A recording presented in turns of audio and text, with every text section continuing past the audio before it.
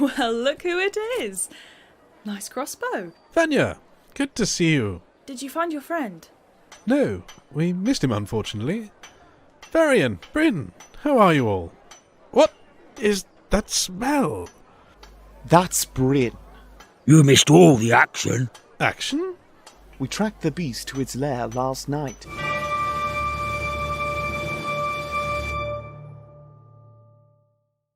Hello and welcome to another episode of the podcast. My name is Dave and I'm joined as ever by my good friend Ian. Hello there. And we today are going to talk about Wintermark with a very, very nice gentleman. If you'd like to introduce yourself, we will begin. Hello, my name is one of many names. My name is Andrew Ruddick. My name is also Pud, and I'm also Tarek of Wintermark, Ashenhall of Wintermark. Nice to be here, guys. Yeah, I mean, we're going to fanboy out a little bit because we are big fans of you, and we're like, you've kind of even very early on in our kind of experience at Empire gave us some really good like hooks that really made us feel like the game was alive and we were a part of it. So like, yeah, we're going to try and Ian, pick up, please. I know. So we should probably say, and you perform and you have done many, many great songs in, we're used to the Songs and Stories Circle, but of course we've seen you around Wintermark as well and other areas of the nation. So you're kind of if you like, a bardic kind of character of the nation. And am I right in saying that is a term known as a scop in Wintermark? Yeah. Ian, you're playing it so cool, man. I'm so impressed by you there. You just kept it level and professional and got through that sentence really well, bud. I'm very proud of you today. Is that a scop? I believe they're scops, yeah? Let me just quickly check my notes. I think that's called a scop.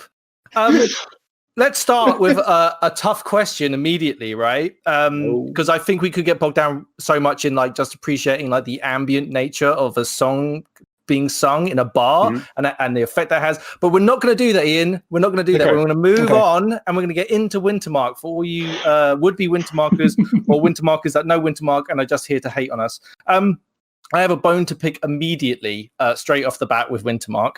Hi, God did it. No, well, it might be PD's fault.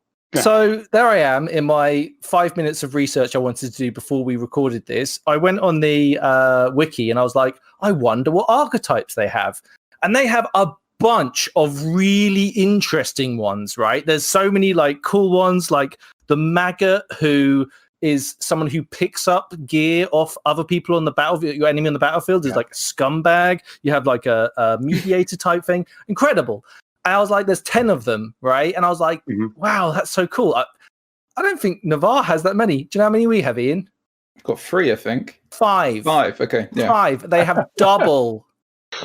To be fair, there is basically like 3 nations that make up Wintermark in a way. Or that's the aspect of it. So don't answer, Ian. That's the hardest hitting question we're going to have tonight. I know. Let Pud answer it, man. Now he's sweating. Now put him on the back foot. Now he knows exactly who's in charge of this podcast. You know, Pod, go ahead.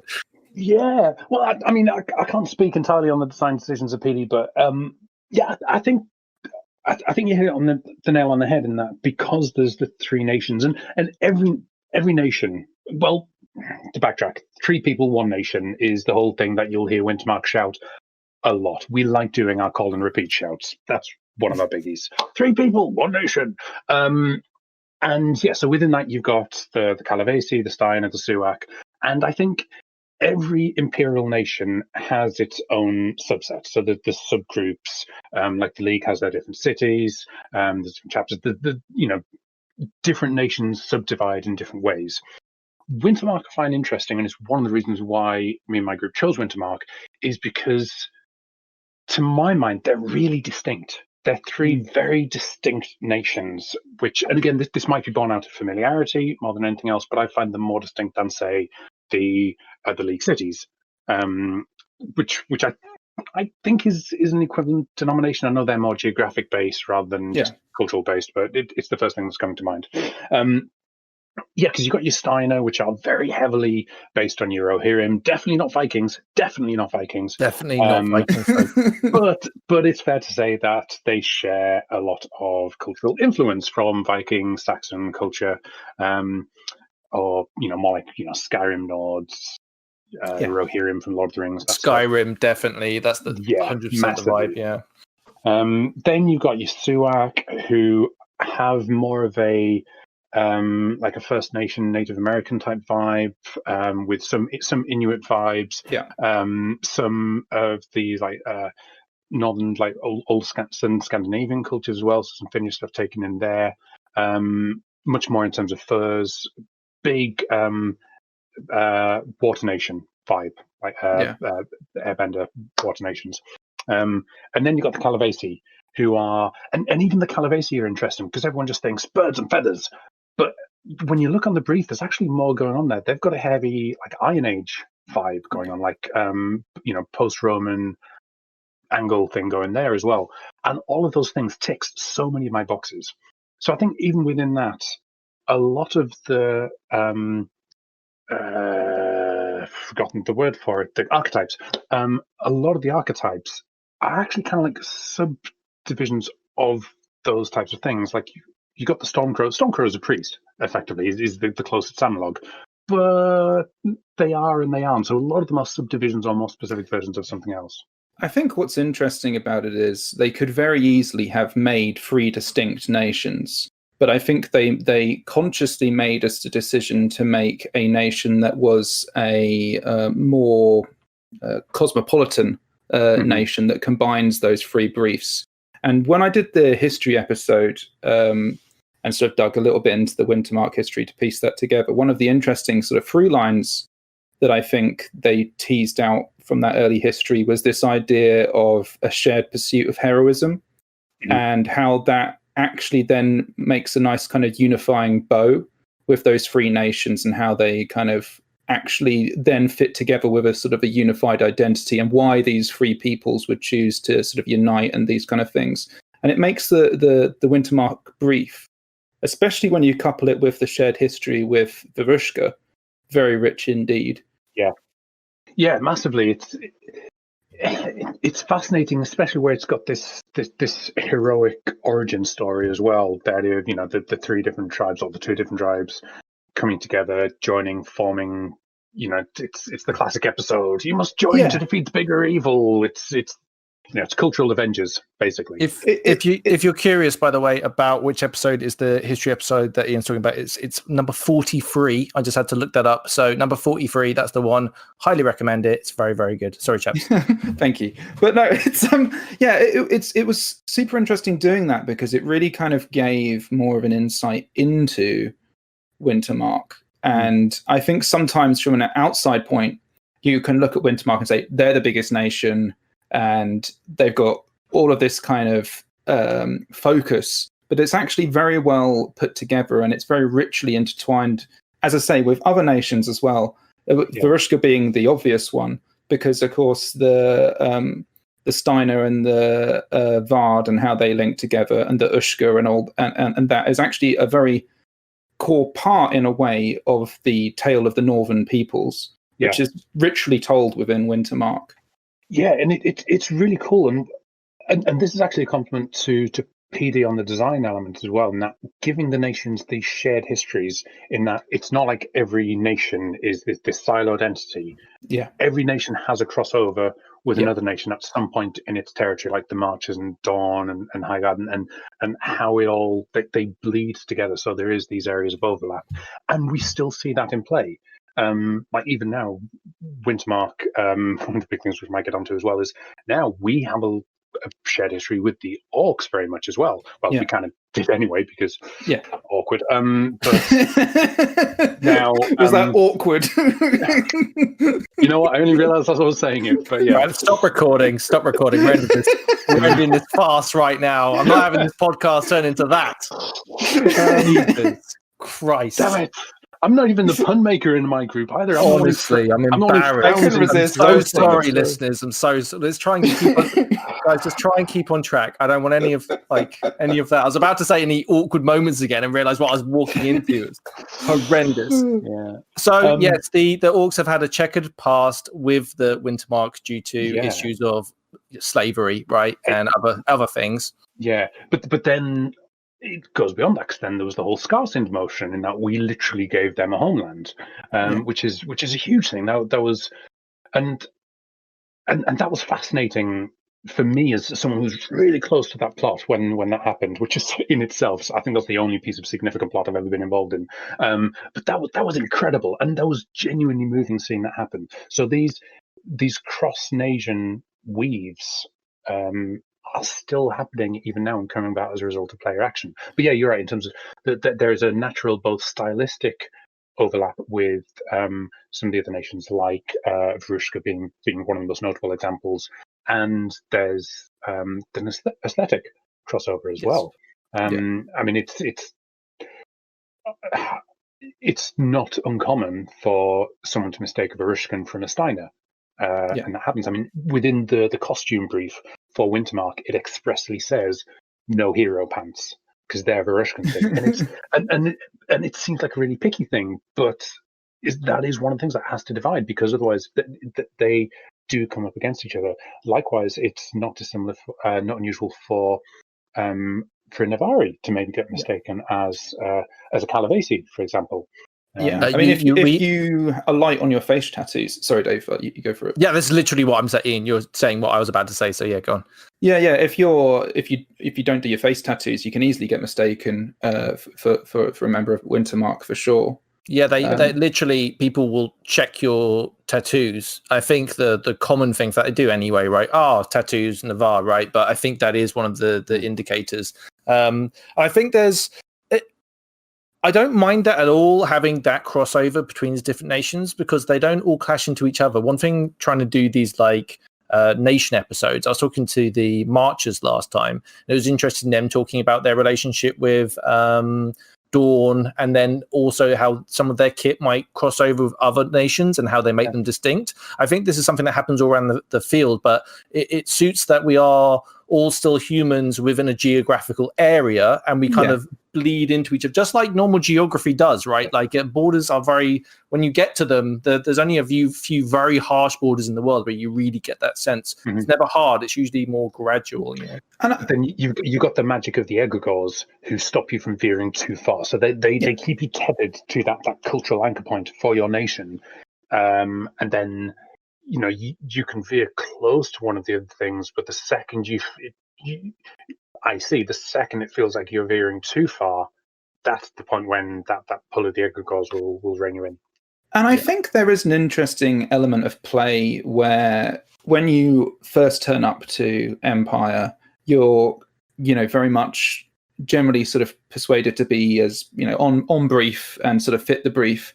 But of course, through the natural evolution of play, your character may choose, or in a sense earn, the ability to explore these kind of other sort of influences. And someone might gift you a piece of kit from another nation, and then are you not going to wear it? Well, you put that bracer on, and it might not be typically of your nation, but it's something that is characterful, and it's expressly tied to you. I mean, I think of my own character's sort of hints towards Urizen, and how that kind of makes for an unusual kind of blend of Navarre and Urizen.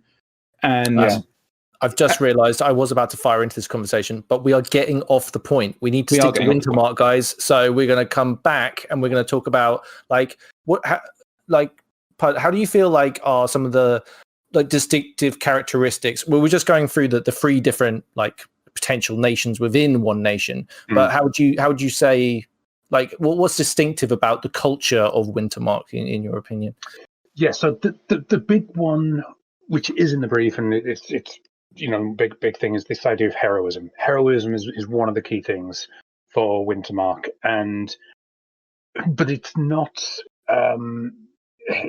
always physical heroism. It's not just going out into a battle, being big badass fighter. We respect heroes who are cunning. We respect heroes who are wise, who maybe extol the virtues in some way, or maybe even just not the virtues. It doesn't have to be a virtuous act to be a heroic act. And I think that is a key thing as well. People can find their own paths to heroism. It's surprising because heroism is so fundamental to Wintermark. The section on it in the wiki is actually really brief, and I like that because I've had conversations, both IC and OC, about what heroism means. I have had someone saying, like, I don't care, I will throw my life away if there's even a fraction of a chance of doing this thing. And I look at that and go, really? Because that's not necessarily heroism to me. And that's one of the things that it does call out in the wiki, in that there has to be a chance of success for a thing to be heroic. If You're not a fanatic, right? Exactly. We're not lunatics. We're not fanatics. We're not berserkers. Dawn. Oh, sorry, I got that out. Good. That's fascinating. Yes. So our shiny friends over on the other half of the field in Dawn. Dawn. Oh, right. Okay. Dawn. Yes. Right. Their concept of glory. It would be very easy to confuse one for the other, but that's there is a slightly blurry line, and something can be heroic and glorious. It can be both, but it can be one or the other as well. I think those grey lines are what makes it very interesting, though, because and the virtues can fall into this too. Those elements of when you butt up against the edges of heroism, of glory, of a virtue, and sort of start testing the boundaries. And of course, that makes play, because then it gives you an opportunity to sort of explore those edges with other people and have those kind of conversations. And I think they're very intelligently written to be purposefully vague at the edges. I mean, there's a kind of a core understanding. We get what the word heroism means. Mm-hmm. But when you really hone down into it, there's a lot more there than you would think and suspect.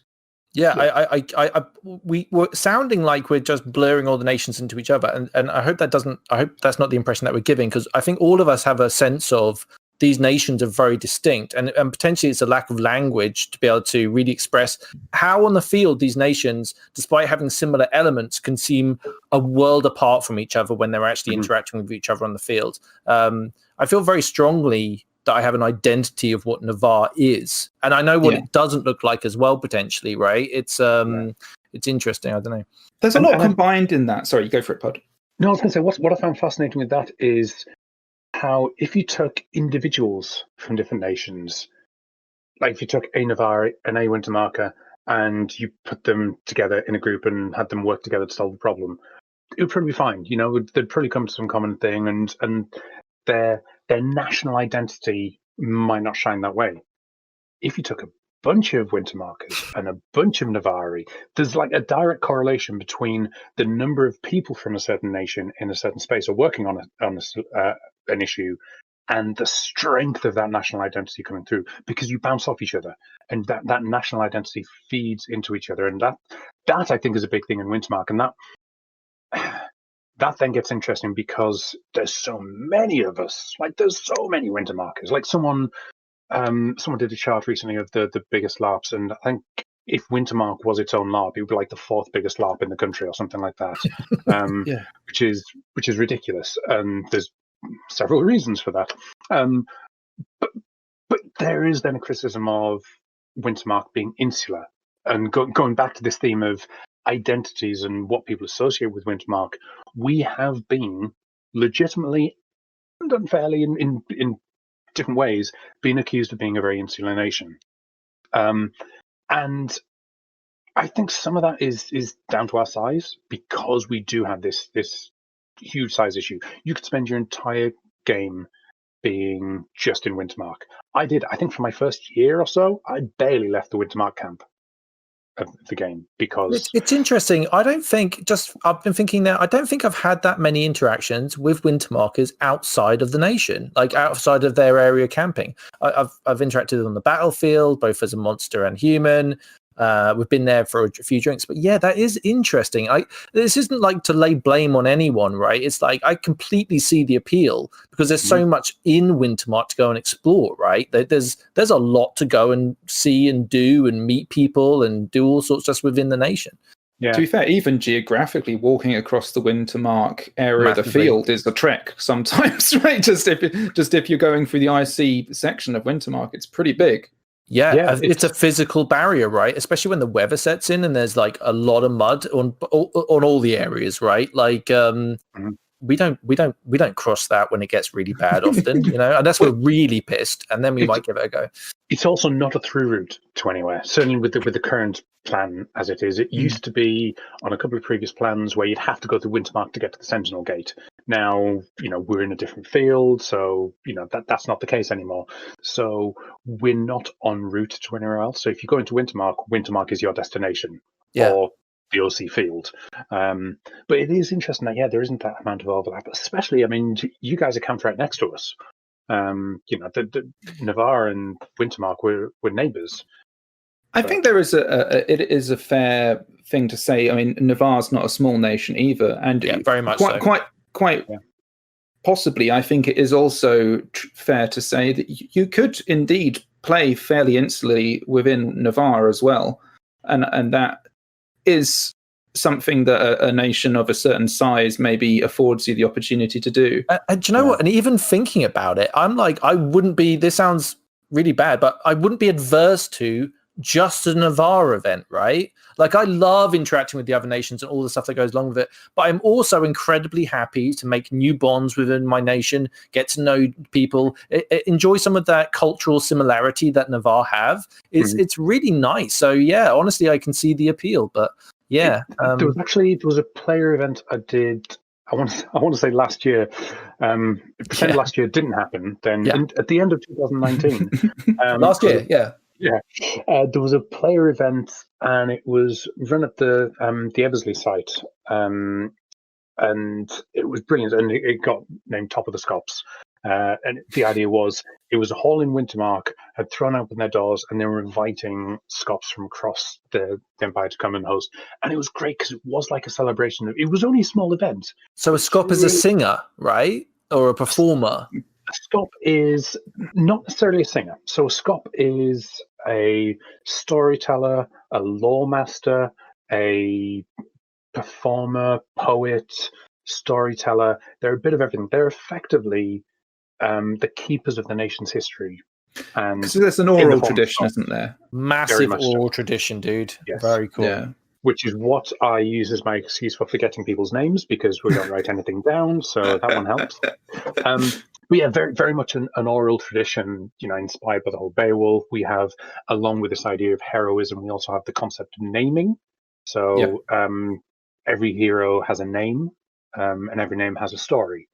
And traditionally, it's the role of the Scops to witness the heroic deeds of other Wintermarkers and give them their naming. And the naming is traditionally done, it's a public thing. It's done around the campfire. It's done in front of your hallmates, in front of the nation, maybe not in front of the nation these days because moods drag on for ages, but it used to be. But it should always be a semi-public spectacle where the story is told of a deed or a pattern of behavior that exemplifies this person, and then they're given their name. And earning your name in Wintermark is a huge, huge deal. I mean, it's super cool. Right? Fuck me. I'm not even in Wintermark, and that gets my blood fucking pumping. Just the idea of that. You earn your name through some heroic shit, and then someone names you in front of your peers. Like, Jesus, that's the fucking dream, isn't it? It's really, really cool. I actually got my name. Was it the last event? Maybe the event before the final event. And that was, I earned my name there. Now, bear in mind, I've been playing Empire for 5-6 years, I think it is. This is character number 3. I've been Tarek for nearly 3 years in play, 3 years game time, and I just earned my name at the end of that time. And it felt great. That said, there's other people who can earn their name much quicker, and different different scops, different halls will have slightly different conventions for how a name is applied. Sometimes it might be because of a single deed. If there's one really notable deed, then that might earn someone a name. Yeah. Within my hall, within National Hall, we tend to base it more on a pattern of behavior, like more who someone is rather than a thing that someone has done. It does mean that we run the risk of people dying before they get their names, which has happened. But we're really picky about it. Some possibly too picky, but we work with that. That's an icy thing that we work with. I would say that's if you're going to go one way or the other, that's the way to go. Like you got to make it like if it's too easy to get, it becomes meaningless. It's like death in LARP, right? If you don't care and every battle you go out and you just die, then come back as a new character and die, then come back as a new character, it doesn't mean anything. If you are really emotionally invested into a character, that doesn't have to be for a long time, but if you are, death carries weight, and that's what's important about it. So getting your name through, like, especially even being disappointed at not getting your name through a certain act that you maybe as in character felt like you did deserve it for. That's great plot. That's really good. The earning of the thing should be hard in all things in LARP, in my opinion. And if you don't mind, aspirational thing.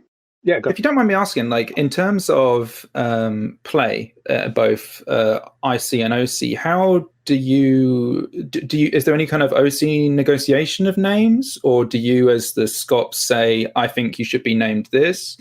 I mean, obviously this doesn't apply for the whole nation. We should say this is just within your hall if you're happy to talk about it. Yeah, absolutely. So I can touch on it in a few ways. So both IC and OC, I've had experience of slight negotiations, sometimes even between halls.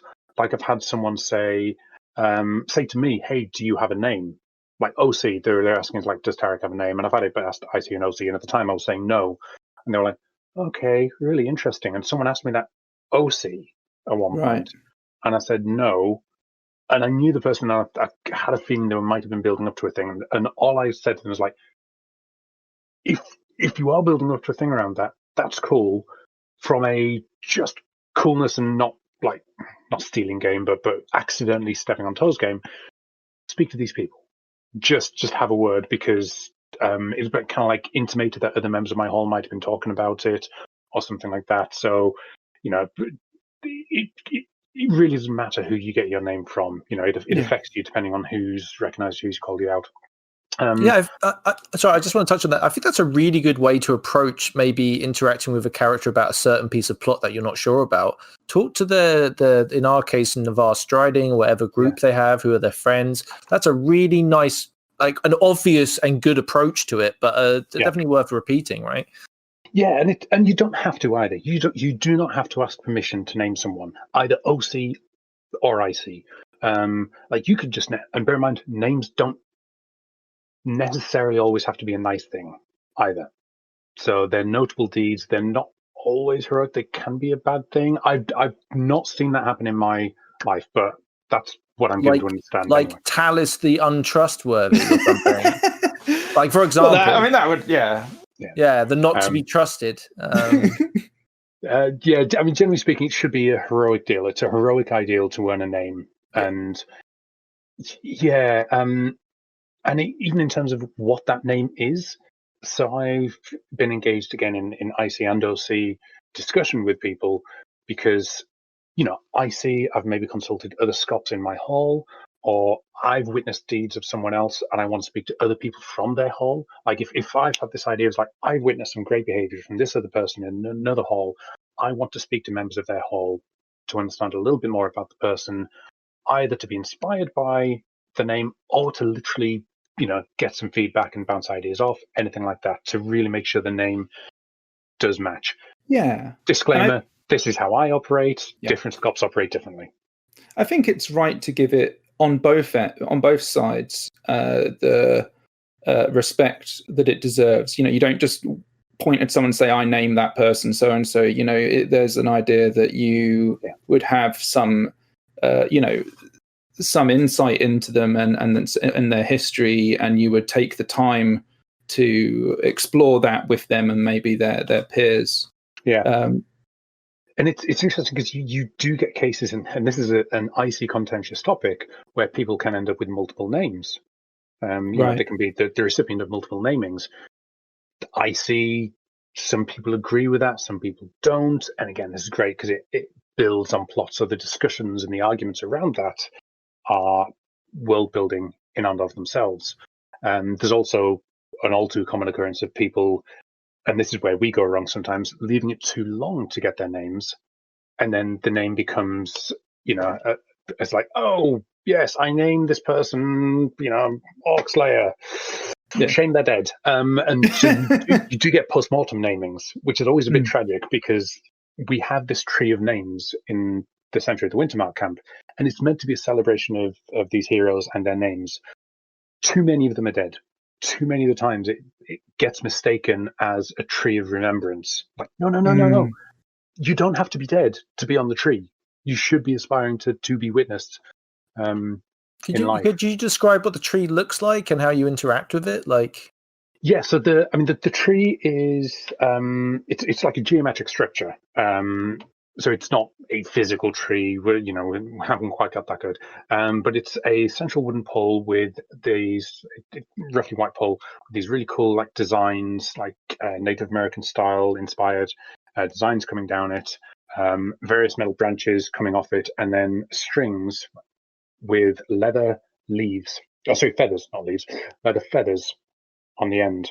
Each one has a name inscribed on it. And this was the concept of a player known as Shaman, who also, I don't know if you've known Shaman, he also is commonly known as Creepy Naga Dude. Right. Played by an amazing player. But yeah, he is just incredible. If you see a creepy Naga guy walking around in a long dark coat, long dark heavy leather coat, big hood on, really creepy face underneath, talking with a very sibilant whisper. He actually camps in the woods near you guys as well. I think I've bumped into the guy. I think I've bumped into him. There's a couple of. I'm thinking of two. One of them might be an orc. I don't know if they wear a mask, but there's a couple of these sort of characters out there, and it's fucking bonkers bumping into these guys. When you're a couple of drinks in and you're in some random bar and you get approached by one of these guys, it's like they drop RP bombs like it's crazy. It's so much fun to interact with, or even just watch them interact with people, right? Yeah. Shaman for me is like peak because he also makes game for the people. Yeah. And he's, if you ask, he's very mysterious. He's terribly mysterious. But he's great because he made the tree of names, both IC and the OC as well, and it's amazing. Just in terms of as a centerpiece, as a focusing point, and even he's a contentious character in game as well because he stabs people. Oh yeah, he will cut people and he will threaten people, but brilliantly. He'll also do Skyne readings. Skyne, that's something I'll come to as well. So he'll do Skyne readings for players, and he makes game. And that for me is just he was a massive inspiration for when I was creating Tarek as a character because like I say, he was character number 3, and I wanted someone who would make game in the same way that he did. Especially in something like Wintermark, where we are so vast. So making sure there's enough game to go around is tricky. I think that's one of the things you kind of grow into as a LARPer, actually. When you first start, you're kind of more worried about how you're going to find game. Yeah. And then as you kind of play more, your attention turns towards how can I exist within the game and then provide game to other people. And that becomes the more exciting appeal often, is to be someone who can bring the game to other people. Yeah. I think that's this doesn't also mean, like, when I think of the in my head, what I think of as the best LARPers, which is this is a Dave subjective version of this, right?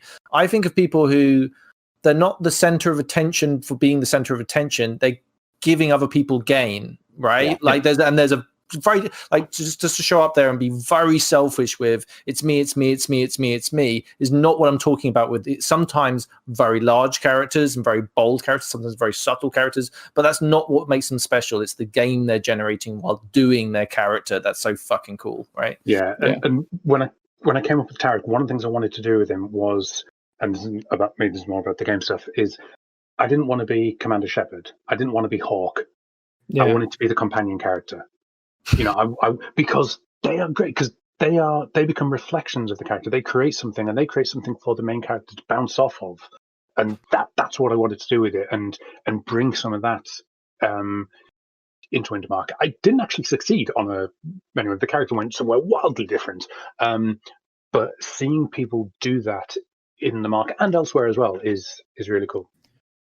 That actually goes quite interestingly into a question I was going to ask, because I think there is this aspect of how your expectations for what your character is going to be can sometimes wildly differ from the actual realities of playing that character. But did you also have similar experiences with that in terms of the nation and joining the nation? Did you expect the nation to be a certain way, and then did you discover it to be different when you actually first started playing, or was it very much how you expected it to be?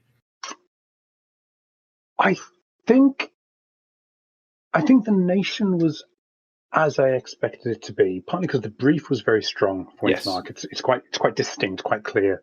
So I don't think the nation threw me. I think how I expected to operate in that nation threw me. Bear in mind, this was it was my first LARP event. I've still not really done any others. I was going to this event for the hitting. It's like I wanted to go into the battles. That's what I wanted to do. Yeah. Wintermark, cool. We almost went Navarre. We were even our original Facebook group for our little group and everything. We were a Navarre group originally. Spoiler: we were the members of Ashenstead before we became Ashenhall. But Ash is very popular, evidently. I just realised how I'm so embarrassed. I'm so embarrassed now of having Ash in the name of our group. No way. It happens. This stuff. It makes sense and it works. But it's so bad. We're so generic. I'll tell you, a lack of imagination. Everyone's generic. That's the whole point. Yeah, I know. Have a tragic backstory. Have a really generic name for your striding. If you're in Wintermark, call yourself Olaf or whatever. If you're in Navarre, call yourself Bryn. Wolfric, right? Lean into it. Yeah. And that's the thing. When I went in there, I was proper like level 1 fighter. I've got my shield, I've got my sword, I've got my chainmail, cool. And I had these great ideas of going into Wintermark with all these other nerds. And and I've got a bit of experience. Like when I say bit, I mean like a tiny bit in terms of a couple of different martial arts things. So like I vaguely knew how to hold a sword. I had some training in how to hold a sword. So I'm like, I'm going to be great at this. This is a bunch of nerds. I'll rock into this. And then I got into Wintermark. And one of the things I didn't expect was, and bear in mind, I would only really notice this on subsequent events, because my first event was a battle called Ika's Tears, which is notorious in Wintermark. It doesn't sound like it went well. I'll cycle back on that in a second. But yeah, and I had these ideas of coming in and being like, sharp, and I come in and this plucky person comes in from no one's like, it's fine, I will lead you. I know what I'm doing here. Unsurprisingly, that did not happen because I didn't know jack all about doing any of this stuff, leading anyone on the battlefield. There were people in that group who knew way more than I do, like literal professionals doing some of this. And yeah, that was humbling. That was a very humbling experience, seeing the level of proficiency in Wintermark, and I've seen that grow and distribute itself a little bit more as well. People have taught other people have come up through the ranks, and that's interesting. And it's taken me years to get into a position of having a relatively junior command position in the battlefield stuff. That was fascinating, coming up through there and seeing how the rest of the nation worked. That I wasn't prepared for. I think LARP in general, the breadth of players and just the diversity of experience that can make you explore. I mean, the battles were a core thing for us when we first started, but interestingly, the battles have almost become slightly secondary now. My martial prowess is non-existent, right? Like if at any point in this podcast, like while listening to it, you ever thought to yourself, wow, those guys really know what they're doing on the front line? Not at all. I have a shield, I wave my sword around a bit, and I tend to run away unless I'm going to win this fight. I'm out. Do you know what I mean? Like, a lot of it is standing in lines, trying to look scary, which I can do. That's one thing that I would say I can do is like look like I know what I'm doing. Mm-hmm. As soon as they figure out he has no clue, I'm in a world of shit. So yeah, I feel like, but there are people out there that are legit badasses, right? Like, Oh yeah. do you remember that one where it was a skirmish against the Vlorn in some woods in, and then we're fighting, and then there's this one guy who's like 6 foot behind the enemy lines. We're all fighting, right? But he's behind the lines of the enemy, just going, "Come on, charge!" type thing. And he's double wielding weapons and just walking through, and you're like, I couldn't do that. I can't do that, right? Like, I don't have the ability to do that. But when you do bump into people that really know what the fuck they're doing, that martial prowess, right? Yeah. Like, and I think that comes across, like you were saying, sometimes in how each nation fights, you know, and their tactics, right? But I think, sorry, go for it, dude. No, you go. Yeah, I think also there's so many, and this harks back to your thing of different ways to be heroic. There's different ways to be effective. Yeah. There's different ways to achieve the goals that you maybe go into, and you can have a big influence on any situation just through a combination of luck, drive, and application of the right sort of tilt of your skills. How do you feel about, like, we keep touching on this, the idea of like you're in a larger nation and you want to kind of like, you know, enjoy being part of Wintermark. You want to get out there, get involved in some of the larger plots. Like, how would you suggest people go around that if they were new to Wintermark and wanted to get involved? Find something you care passionately about. That really is one of the best. To use one of the best examples I can find. Quick check. Are you okay with naming players? Yeah, if you think they would be okay with it, then it's on your head, really. So Okay. It's blame Pud. Great case in point is Eska, a character called Eska, who is played by someone called Meg, and she came into the game around the time of, it was after the Scarce into Motion, and I don't know how much people will remember about all of this.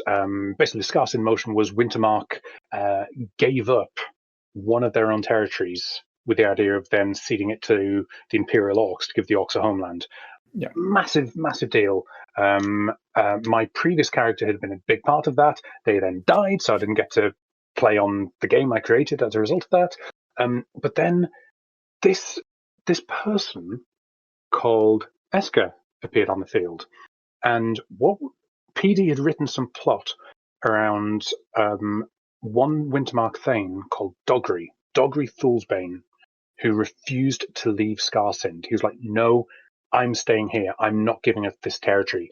And it became seriously tense, like nation splitting. And this was this an NPC or actual player character? So this was plot. This was plot written by portrayed by an NPC. I think it was another 3 events before they turned up on the field. But this is all background plot. Meg came into the game, but Eska came into the game, and she came with this character of, I'm a member of Dogry's Hall. I've come to Wintermark and I've come to Anvil to speak on his behalf. And she just ran with it. This was a bit of plot that she took. She read up on it and she spoke passionately. I mean, she's an actress as well, which helps because she really sold it. And that was great, to the point where a lot of people thought she was an NPC. You know, they thought she was a plot creation because she took it and just ran with this. There was trials, there was discussions, there was debate, and it was brilliant because it not only created game, it boosted her profile. It was a really, really cool plot line, and then that plot line got resolved eventually after much tears and several executions and lots of death and tears and carnage. And then like, okay, well that's resolved. And then Eska was like, slavery. That's a bad thing. So there was the, I'm forgetting the name of it, was the Liberty Pact. So the Liberty Pact was a big deal recently. She was one of the key drivers behind that. Oh, so she's going to be responsible for World War One. Okay, great job by Esther there. You know, I joke. It's so good. It's fantastic. The Liberty Pact, just to go over it real quick, is a treaty with nations that don't keep slaves and agree not to use slaves, that they will trade freely with each other. But if you are part of a slaving nation, then we will put tariffs on you, and everyone agrees to do that. Unfortunately, what this has actually done is created this weird like domino effect of potential alliances and all sorts of crazy shit. So yeah, like millions of people are going to die, but it is really cool that we are fighting slavery at the end of the day. So I think it's one of those, short-term pain for long-term gains, assuming we're around long enough to get the long-term gains. yeah, I mean, if we survive it, then everyone's a winner, Yeah, fine. We'll stack some bodies and it'll be pretty bad. It's going to get rough. It's going to get rough, but if we all stick together and think about the principle, then we'll be fine. Anyway, So- Wintermark. Yeah, no. Well, I was actually going to ask in terms of because you spoke about Navarre, but were there other nations that you considered other than Wintermark, or were you particularly drawn? I mean, and if so, what were those nations? Yeah, not at the time. So at the time when we were first joining the game and working out what we wanted to play, so there was myself and a handful of mates, so Oz, Mark of the Humes Variety, and a few others looking at different nations. And honestly, Navarre, because in terms of tropes, I like my wood elves. I like crayon-faced murder hobos, to use a slur. That's very much my bag. I like people just being nutters and will happily cut you for looking at their tree wrong. So obviously, hashtag not all Navarre, etc. Yeah. But it's there's true though. Like it's oh not, yeah. I'm saying now as a Navarre, that's 100. There are a lot of. They're not everyone, but there are a lot of them in Navarre. So. And that was cool, and I think partly because I'm a big fan of spears. I'm predominantly a spear fighter in Wintermark now, and spears are a very classic Navarre weapon. So yeah, all of that really appealed to my aesthetic, and it was like, that's cool. But they've got shield walls over there, and I really like shield walls. It's weird. I love shield. I used to love shield walls, but now I'm like, shield walls. Do you know what I mean? I'm so meh about it. But no, shield walls are fucking cool. Like if you ever watch like Vikings, what was the one? Was it the Last Kingdom in England? It was the first episode of that, right? Whatever that was, they had this great shield wall battle, and it's horrible and it's fun. But yeah, I can totally see the appeal of being not a Viking and fighting in a shield wall. I don't know why I brought up a Viking show to describe it. So no, it's fine, because I think there's one episode in particular on that, and I think it was in the second season. Which has the single best representation of a shield wall battle I have ever seen put to screen, and it was beautiful because it wasn't just people charging, it wasn't people being nutters, it was full on forming the wall, firing in gabs. This tide wall of dead bodies when the lines split. Horrible and carnage, and God, I miss shield walls. Yeah, one thing I would say, like if you're a Navarre, you'll often fight Wintermark when you're monstering, right, and vice versa. Yeah. It's just the way it is. They're both massive nations. It's how the weighting kind of like works on this stuff. So we fight each other a lot. I wouldn't say this is true for all of Wintermark, but there's a real hardcore is the wrong word because it makes it seem overly violent, which is not what it is. It's just a very professional unit of soldiers, and they work very well together when they're fighting. And when you come across like a very well organized shield wall, it's cool to watch, but you're also like jealous of the unity of the people that you're fighting because they will step in. We sometimes are real dicks about it, and we'll count back and basically try and taunt. And it must be horrible being in that position, by the way. I apologize so much. I feel really bad now that I'm talking about it. But it's great. No, it's really cool. The unity of that shield wall looks very cool from the outside. Like it's nice to see the bonds and the different characters, because there's very distinctive characters on that line as well that are all kind of G'ing each other on and working together. And it's great because these days I'm actually a skirmish captain, so the irony is I fight more like a Navarre these days than you might describe as the typical Wintermark. But so these days I'm fighting as a skirmisher, supporting your shield walls. But brilliant. When you do have the shield walls, one wall on the other, and then skirmishers coming around, that synergy, and this ties back to the 3 people, 1 nations. It's that alloy, the 3 different styles, the 3 different attributes working in concert with each other. And that shield wall fighting, yeah, it's because I'm a fanboy. Bernard Cornwell.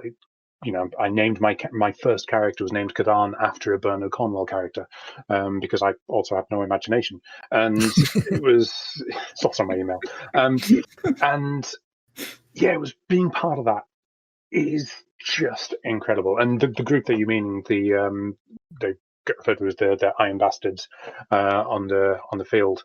And there's so they are. This isn't imagined. It's like no. They're a very real thing, are they? So for rough concept of Wintermark military setup in terms of Anvil military setup, there's a few distinct military units on the field. There's different smaller ones, but the most obvious one that people will associate with most when they see them from outside the nation is what's currently referred to as the Iron Bastards.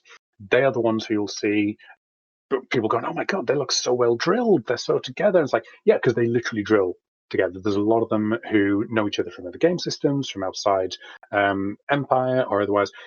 They have actually trained together. The guy who the guys who lead them and train them. It's no accident they know what they're doing. They are trained. I need to pick up. They are doing.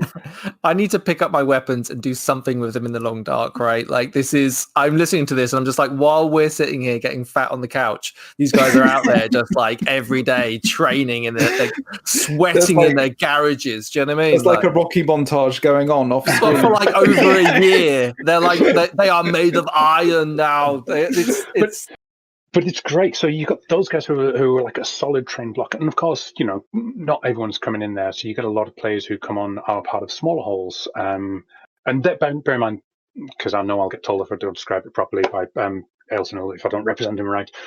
So they're not just one hole. They're a conglomeration of multiple holes. Anyone can go and fight with them. They're effectively the heavy infantry blob of Wintermark. And then separate to that, you've got what's called the Heart of the Mark. Now, the Heart of the Mark was originally established as a way to bring together a bunch of small holes, rather than having, like a dozen or 20 small holes all fighting and dealing with their own thing without any kind of command structure or unity. The Heart of the Mark was formed to have all those different holes come together and fight as one. Under one banner for the purpose of that battle, and then that's it. It's informal / semi-informal thing. So the current captain of the Heart of the Mark, which is a nominated position, that is a character called Helgen. So she's my boss. I'm a captain under her, so I lead the skirmishes under Helgen. And then there's a couple of smaller units, but there's also another notable one, which is the Bloodhands. So the Bloodhand healers are a military formation, effectively, who their job is to get healers onto the field, heal people, get them out again. So within the Bloodhands, you can have healers. So you can have oh god, I'm forgetting my own archetypes now. Could I just butt in and say this is awesome? Like that's the coolest thing. Like you're like guarding a healer up into the line and back again. Yeah, I think I've seen that. I think it's funny you're describing this stuff, and I'm like, oh, that's what that was. Because I think, Tarek, you're referring to there's an archetype in Wintermark for a type of healer, and it's they're committed to not actually fighting. Am I correct in that? But they heal people on the battlefield, but they don't fight. Am I correct? Yes, the Grimnir. That's it. Yeah. I totally didn't have to just look that up because oh god, I'm podcast. Stop giving it away. It's okay. So the Grimnir, and the Grimnir is a fascinating thing. So they're one of the archetypes, and their idea is they make an oath. So you can be a healer and not be a Grimnir. Yes. But a Grimnir is someone who has taken an oath to they won't take up arms, but they won't seek battle. They won't seek combat. They won't seek heroism in the fighting. They are there to be healers. If they get attacked, sure, they can defend themselves. Again, different people interpret the oath slightly different ways, but there it is. They won't go and stand in the battle line. They will heal heroes. They will get them up.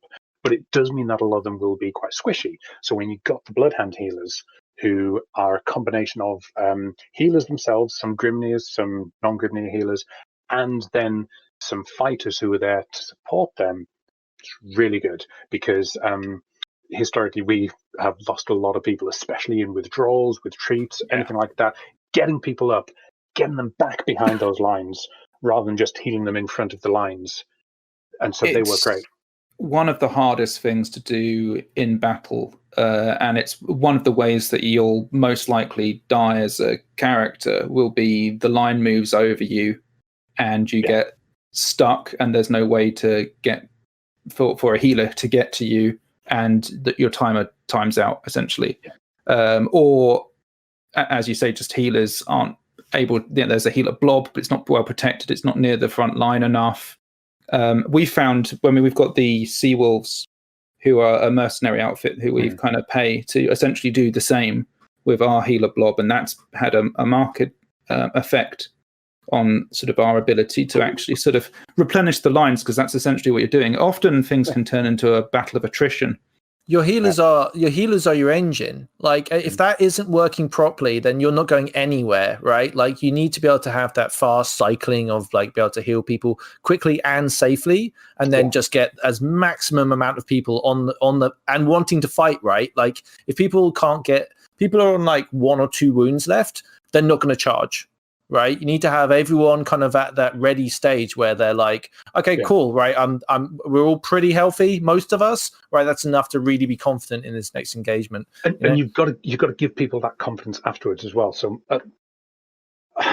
the most common cause of deaths, as I see from Wintermark battles, and again, this might be partly down to the way we fight, is either it will be as part of withdrawal. So as we're pulling back, people fall in the withdrawal, we're not able to get them back. We've got better at that. There have been near routes, there have been absolute clusterfucks in the past where a lot of people have died. I've died as a result of this on my first character. And it's heart-wrenching. It's hard because once it starts, it becomes a cascade. Yeah. So one of the things that we drill most in Wintermark is withdrawing from a battle. So we'll have like pre-battle drills on like the Friday night. It's disengaging, and disengaging safely is so key, especially when you're doing close formation battle formations. It's really important. The other reason a lot of people will fall is when the word comes to step to contact. When you're engaging and you are going, you're pressing on the enemy, whether it's a charge or whether it's just a step in there. But when that order comes, you have to commit to it. And you have to have the confidence to commit to it, knowing full well you're probably going to go down. If you were in that and you have to do it, you are probably going to go down. But you have to have the confidence that the person behind you is going to step over you, not in a callous way, because if they step over you, it pushes the line forward. You are now behind your own lines, and you have to have the confidence not only that you're pushing in and all your mates are pushing in with you as well, so that they will push that line forward, but also that behind you are a bunch of healers who will pick you up, drag you out, heal you up, so you can get back in. If you do not have confidence that there's healers and other people there who are going to follow you in, you won't do it. I think that when when that line movement happens and there's contact, it's often a battle of wills, right? Like at that moment there, will is like it can last 5, 10 seconds, whatever the hell that moment is, and it's very intense. And that's like people don't just lose units to give ground or to rout or anything like that. It's often in those moments of will, one group against another, and confidence is a huge part of that. That you feel confident in the people next to you. And I think something just with the mere nature of the shield wall and maybe the setup that you have with your healers is something that gives eggs on that. It's also like the numerics of it can be very, very tight at times. Like one person falls in a particular position that exposes somebody else, and then they go down, and then before you know it, there's a salient within the line. It's been pushed into. It's amazing how quickly it can turn. You can be in a very strong position, and then you can get smashed by a strong group of people on full hit points who come bursting into a weak area and just obliterate. So it's part of. Sorry, Pod, go ahead. I was going to say, so part of the reason for my role is I lead a group of people from the Heart of the Mark, and with skirmishes, the reason I lead this group and especially as part of the Heart of the Mark, is they tend to be, a lot of them are very new players. They're people who are more lightly armed. They don't have a shield. They might not have some heavy armor. This could be their first, second, or third event. They could be relatively new. So they're not fully equipped to stand with the heavy infantry, but they can still be really effective. So I try and take a bunch of those guys, make use of them in the skirmishes, because what they do have is they're much more lighter on their feet, and I can give them that bit of experience. And it's exactly as you say, it's that psychological element, because what I try and do as much as possible, if I can wrap a line or even threaten a line, sometimes with a small band of skirmishers, I've done more by just being there and by being threatening. And that threat, that psychological threat, can be as effective as an actual clash. Pud, if you want to talk about skirmish fighting, we're Navarre. That's what we do. That's our bread and butter. I mean, that's what we wake up in the morning to do. We love walking around and just being places, looking at another unit, being like, yep, we could charge you. We definitely could. We're not going to, but we're just here because that's just to be the threat. It's really fun being in those units, because we do that a lot in monstering. We do that a lot as Navarre. A lot of moving around in kind of these not massively effective units, but when we do go, that's when the fun happens. It's really. You know what good. I hate? I hate playing against you guys when when you're being Druge or Grendel. Yeah. Because that is just perfectly suited to your style of we fighting. really struggle playing Jotun, I think. Really which is often struggle. what we have, because we can't do Jotun. the line fighting kind of stuff. And if it's a case of us lining up against you, we just get ground down often. We're a scary Grendel. We have a really good time. We're very motivated. Everyone's having an absolute shit head, because we're really happy to charge. Because we know that we're like, a bunch of us are going to die, but we're all G'd up, and we're going to have. It makes us a lot more, because this is one thing that's hard with skirmishers. In actual your character, right? Is you don't always want to charge into something, because that's a very dangerous thing, being a skirmish fighter, right? Like, you can get deaded very quick, Yeah. Also, when if you have too many skirmishers, you lack any anvil for the hammer that you're trying to be. So this became an interesting thing for Wintermark, where we had an explosion of growth. Like, we grew insanely quickly, and it was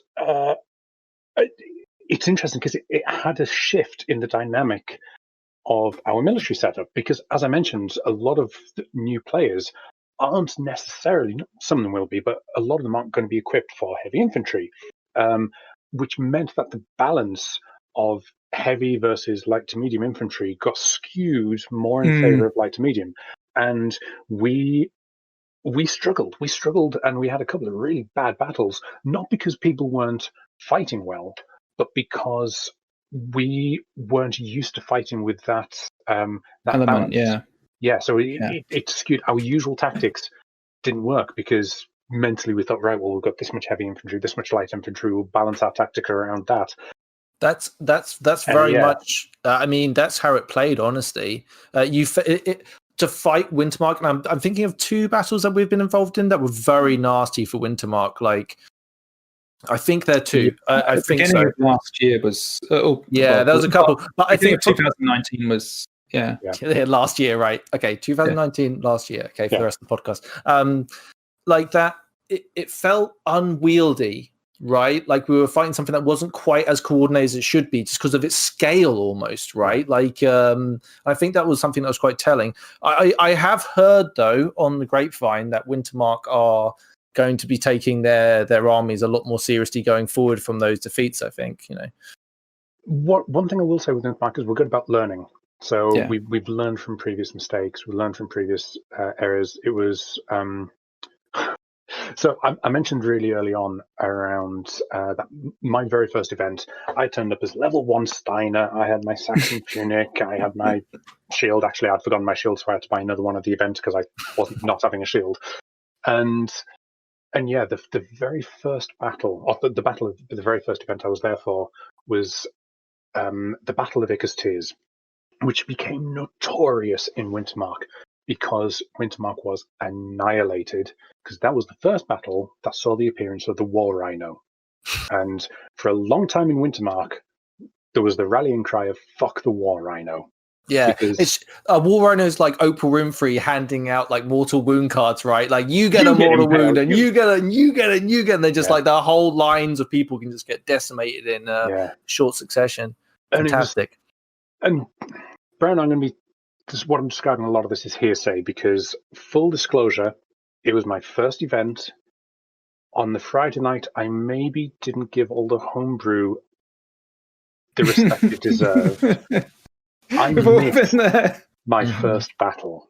I was there for the battles, and I missed my first battle because I was horrifically hungover, probably still drunk, crawling and lying in front of my tent at the time. Meanwhile, brand new Shiny Nation was being slaughtered on a field.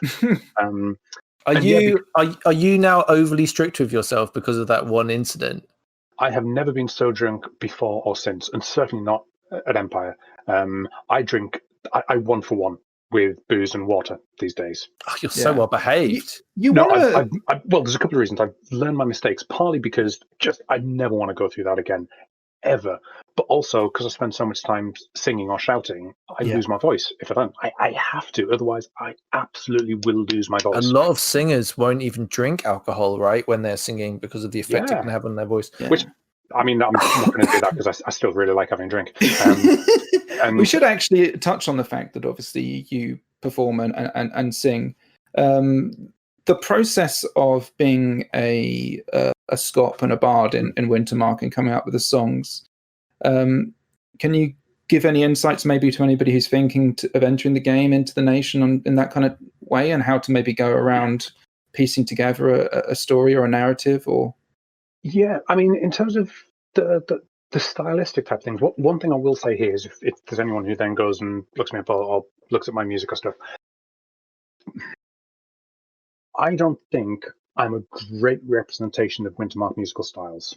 I am in some of them. So some of my songs I'm more happy than others, but I struggle to write to a particular style. I'm not that proficient a musician. There's some people who are much, much better representations of Wintermark musical styles. So I'm just going to throw that one out right now in case anyone goes, yeah, we'll play like Tarek. He's great. It's like, no, don't copy that because it's not always great. I think there's something to be said for singing in your own voice as well, right? And pursuing your own voice. Exactly. Wintermark praises his individuality. That's a big thing. Be yourself. If you are proficient enough that you can come up with your own musical style, you can play by yourself, you can, you're an instrumentalist, you can do all that stuff, amazing.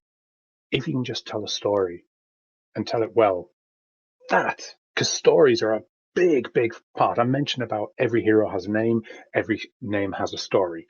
Storytelling is probably one of the least represented art forms I see on the field. Music, we see loads of it, but storytelling, and specifically, my advice: if you're writing a song, or you write a poem, or you're writing a story, keep it brief, keep it short. The longer it goes on, the more you're going to lose your audience. If it's a song, 3 verses, 3 verses in the chorus. If you're telling a story, if you can keep it to 5 minutes, great. If you get really confident and as you get more experience, cool, extend it out there.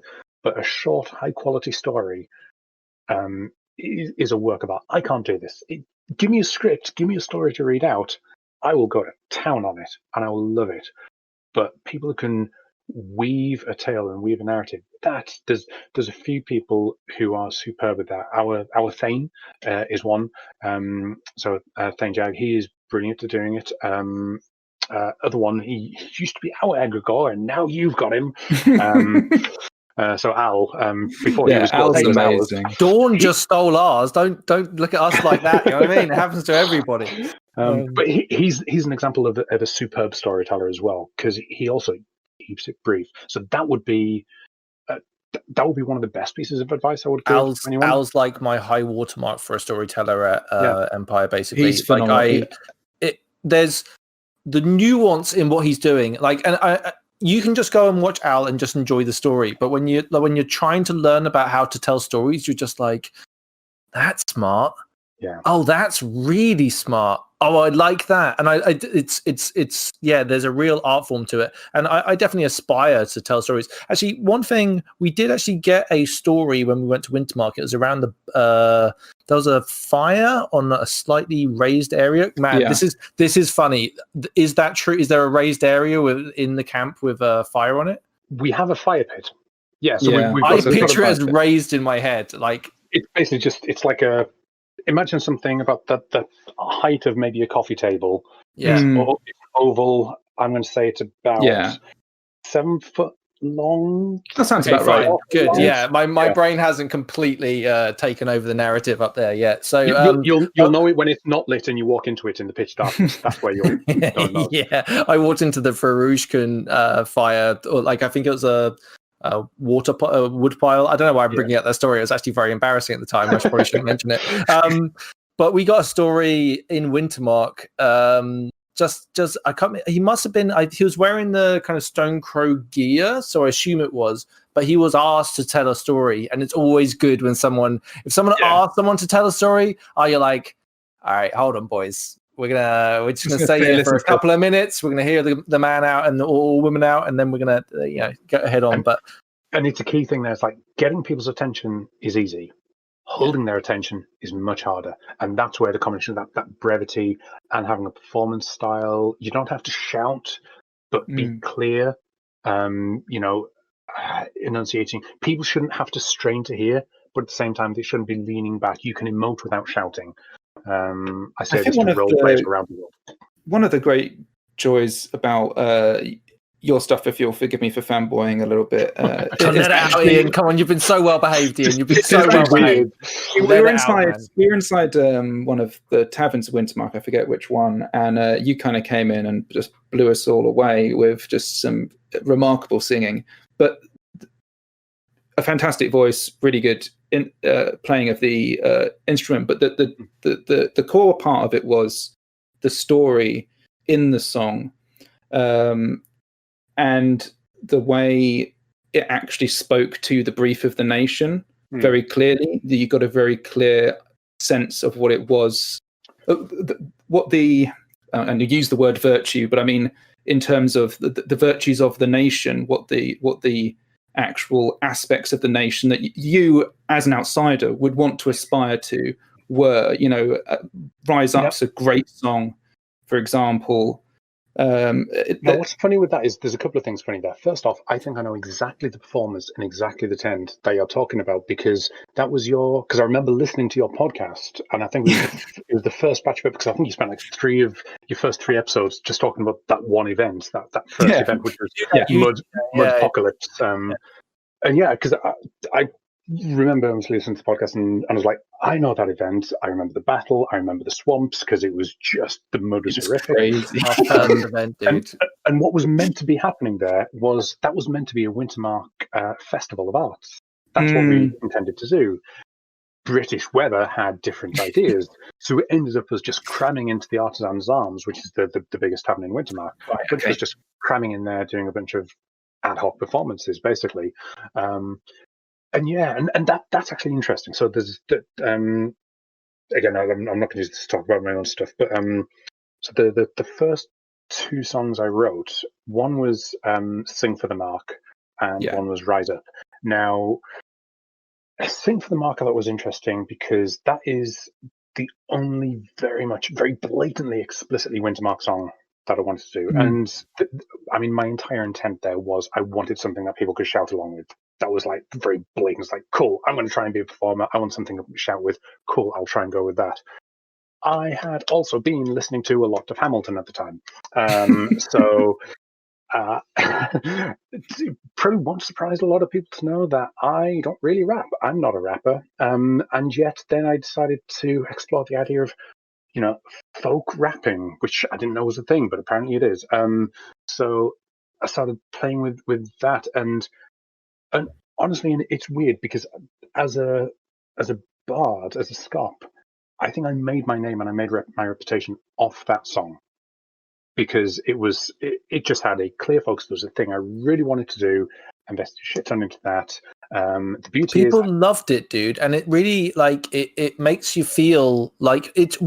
I didn't say we're in Wintermark. It was a very much we were somewhere else. It like we were. And not in an unwelcoming way, but it was just a wonderful cultural experience to be surrounded by people, and the rallying cry behind. Like, I think we kind of half joined in singing, but it's all about how fucking great Wintermark are, which is it's weird for another nation, right? It's great. That's entirely what it's there for. The entire concept of the song, and this isn't accidental. So the concept of the song was meant to be, it's like, hey there, people, welcome to our fire, and it's meant to be, come in from the cold. Let me introduce you to my nation. Let me tell you about my nation. Is the entire concept of the song, which I really, really wanted to do.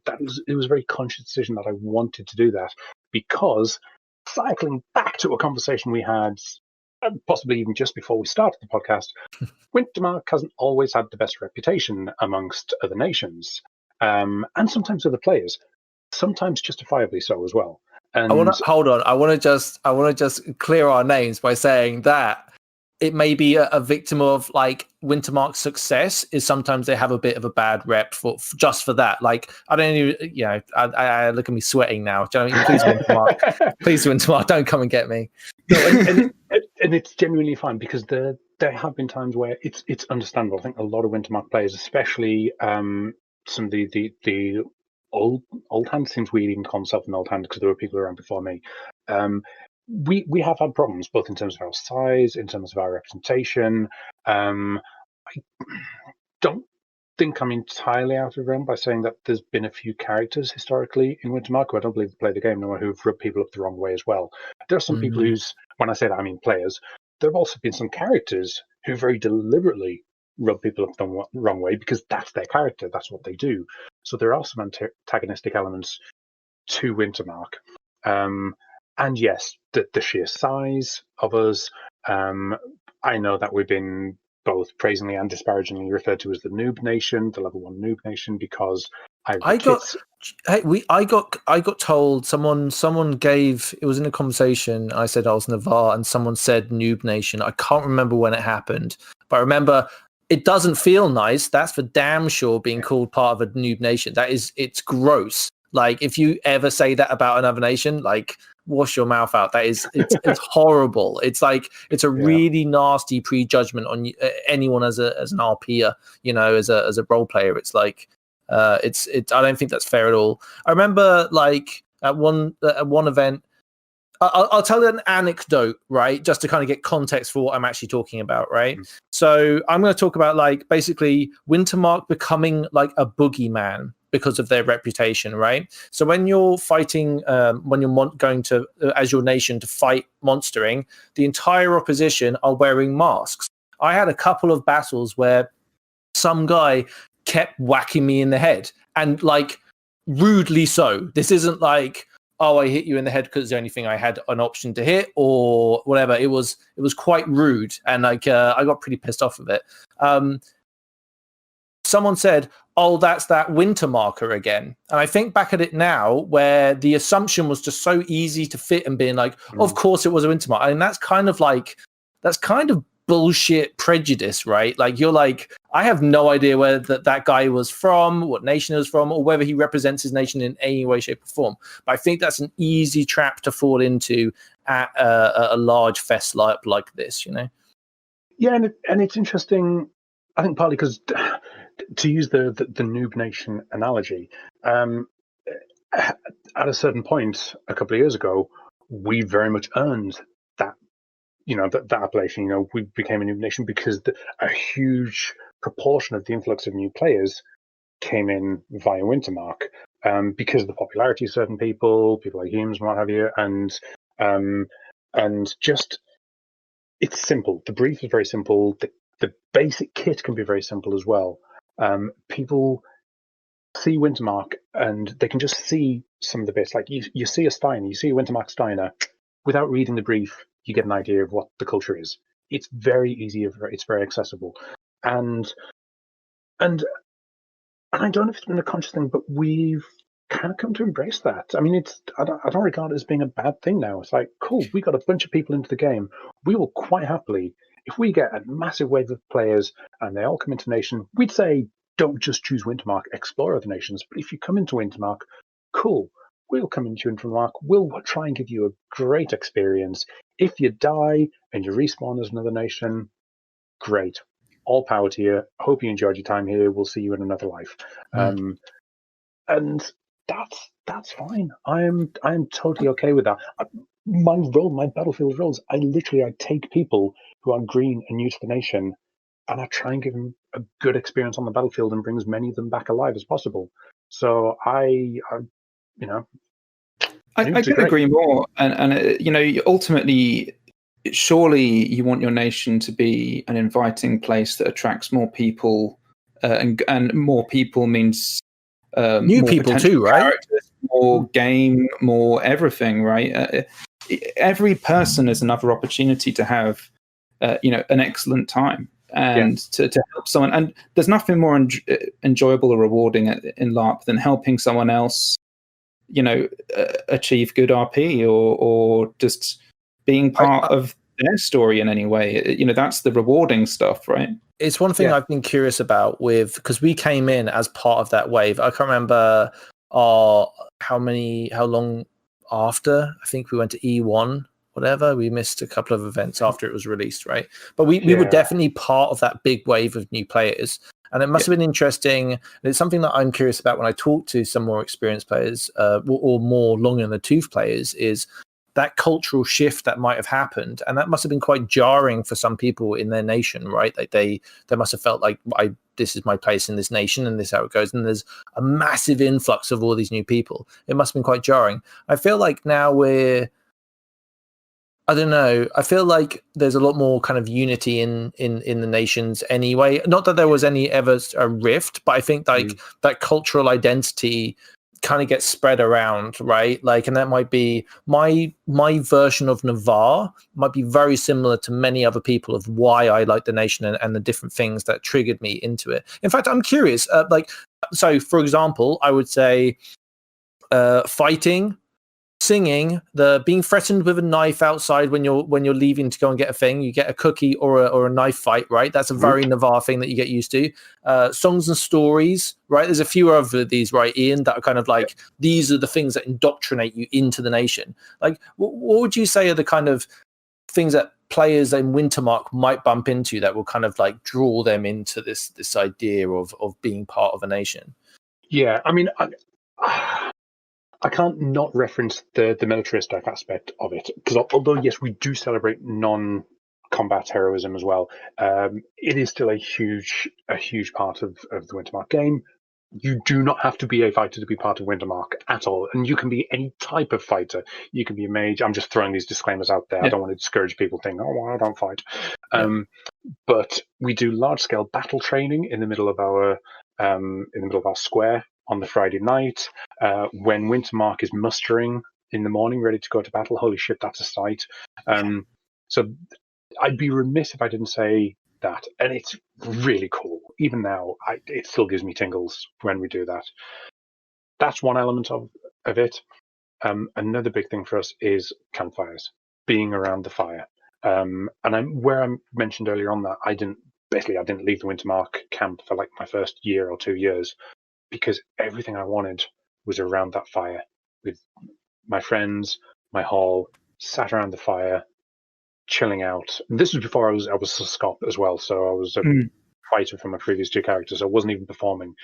Just that social element and that camaraderie around, whether it's the small fire, whether it's one of the big fires, like the big Wintermark fire pit. That tradition of hospitality is also a key thing, and it's in the wiki as well. So there's a tradition. Don't abuse it. They're still players rather than people's halls, so don't go in there expecting free booze from every hall. But the concept of hospitality is a big thing. The moot is an interesting, so our equivalent of your standings. The moot is an interesting experience. It's like everything, meetings happen, they're big, and that Friday time in moot, when that happens and you get all the nation together for the first time, we have a position called the steward. crap again. I'm forgetting even my Wintermark. I'm afraid you have to leave Wintermark now, Pud. I'm It's afraid really you bad. This is really lacked one embarrassing. piece of information. So Basically, there is a Wintermark position who's effectively the chairperson of the big meetings, including the Moose. So they keep things moving along. They stop just random people rambling. They stop it dragging on for hours, because that has happened. Historically, that used to happen. But when you've got several hundred people rather, gathered around in this big circle, all cheering, and one of the things we do as well is a tradition started by someone in the hall. It was like, who here is Steiner? Hooray! Who here is Suak? Hey. Who's Calavesi? Hey. Who's Wintermark? And that roar. And again, every nation does it. But it's one of the strengths when you do have that many people. One of the things you can do is that roar when it comes up is wonderful. quick question. Yep. Can Steiners and Suak and all that stuff, can they, I mean, the different, like these archetypes, can they group together in one house or Yes. hall? Hall. Yeah, so the idea is it's not each of the different Wintermark nations. So the Suak originally were from Summer Suak. The Steiner predominantly from Harnmark. The Calavesi from Calavesa. So traditionally from these regions, but you choose your tradition when you come of age. So you're not born into a tradition. These three nations are called traditions. So the Steiner, Suak, Calavesi are traditions. And it's a conscious decision when you come of age, either as a player or whatever. And you will have halls who are maybe predominantly of one of these traditions, or they could be a complete mingling of all of them. There's no geographical boundary as to where each of these different traditions can come from.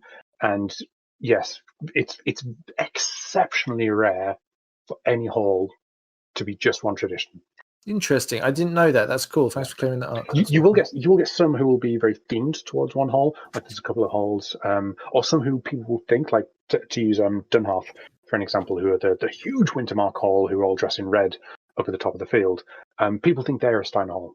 There's non-Steiner in their hall as well, but they're quite heavily based on Steiner. There's one of the group, I think the Acelings, who I think are all Steiner. And they've got a very strong unified theme, but most halls will have multiple nations represented. Awesome. And multiple traditions. I'm just going to go and pee. I'm listening. Just keep talking, basically. I'm sure you both will be fine.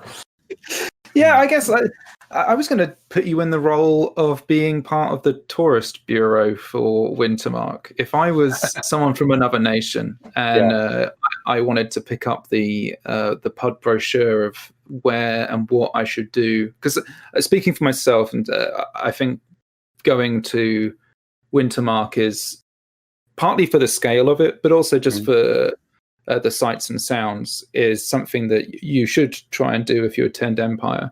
But if you were to try and, as I say, put together a little tourist brochure of Wintermark, what do you think you would say to someone from another nation that they should go and do and see and explore? Yeah, if you were coming to Wintermark, as in Wintermark as the Wintermark camp in Anvil, yes, then that's what I meant. Yeah, I would say go for a drink. So we have also there's lots of different bars and stuff, but get a beer in the Artisan's Arms. Get a go for tea at Lumi's. So Lumi's tea shop, excellent.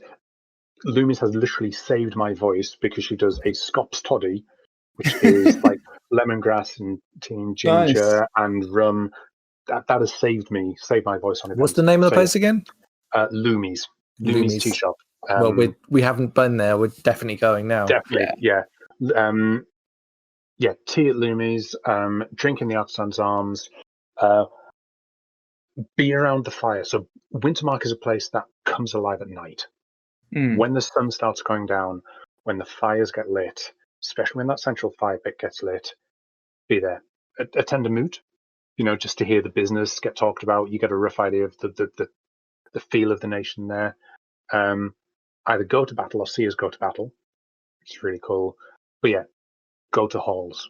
And that's a key thing. If you really want a good sense of the nation, go around halls, visit people's campfires, ask his stories to be told.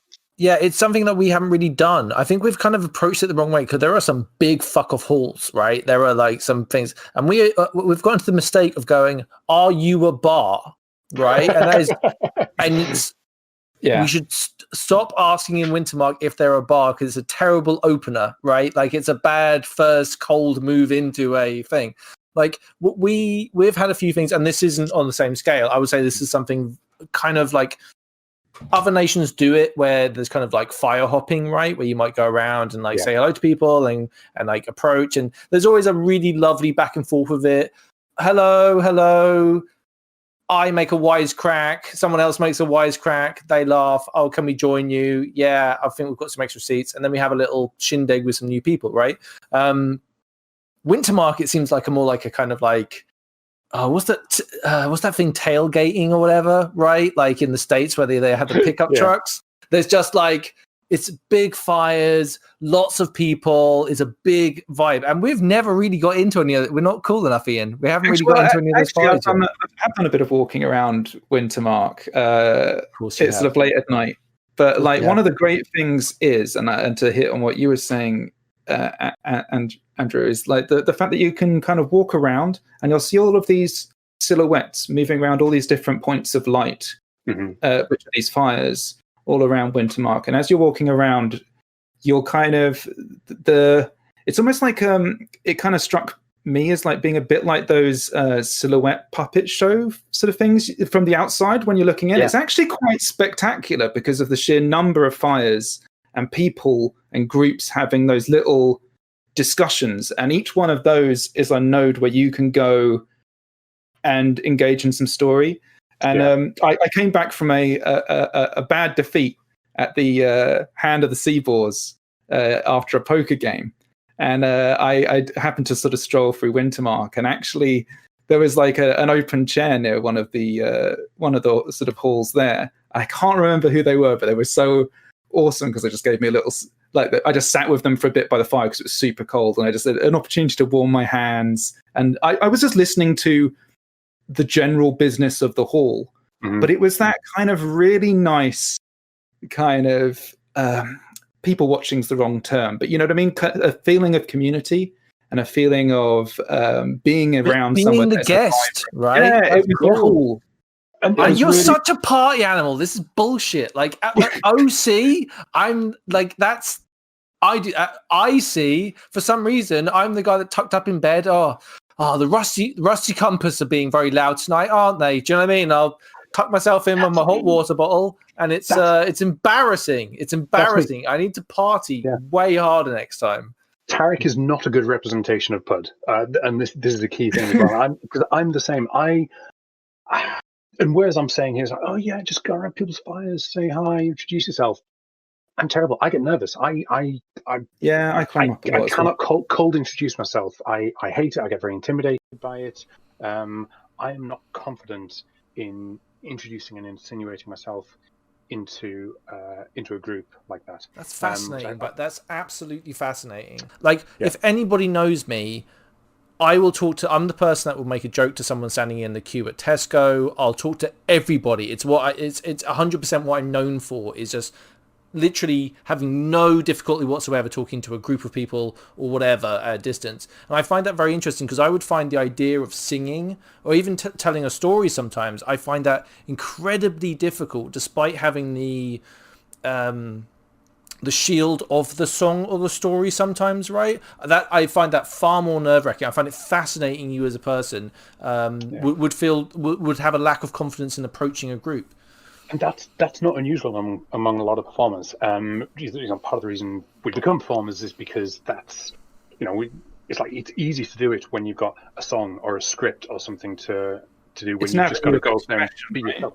Exactly. And with Tarek, I effectively use Tarek, and yes, Tarek has built a better reputation, which helps massively because then that makes it easier for me to come into those conversations. If I'm wandering around with a guitar as well, it's like, hi, I'm a bard. I've got a reason to exist and be here, which helps, facilitate those types of conversations. But yeah, for my first 2 years, I stayed with my hall in my nation, and we'd occasionally have a wander around, but I wouldn't know how to start a conversation.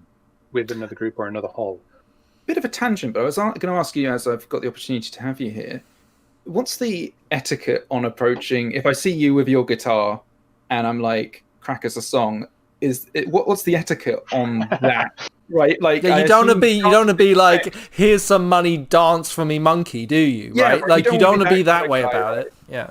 Like, how do you approach it? So it depends how fast I'm walking and how knackered I look at the time.